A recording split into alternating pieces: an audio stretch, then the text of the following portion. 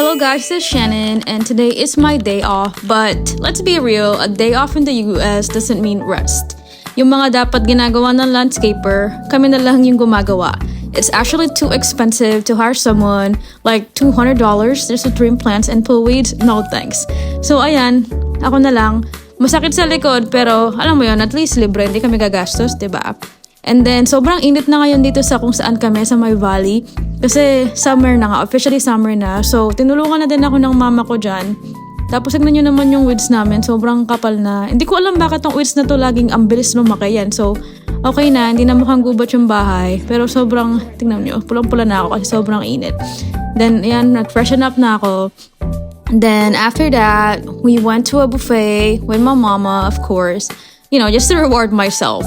The food was actually good for the price. It's only like $25.99 per person. Alam mo yun, parang, kasi yung ibang buffet dito pag mura, sobrang alat, pero dito sobrang sarap. Then meron pa silang pa-price pag finalo mo yung page nila.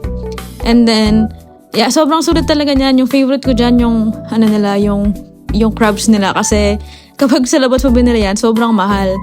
So yan, sobrang busog ko na dyan. And then after that, I walked my dogs. Inuna ko na si Lannister and then si Stark pagkatapos kasi hindi talaga sila pwede magsabay.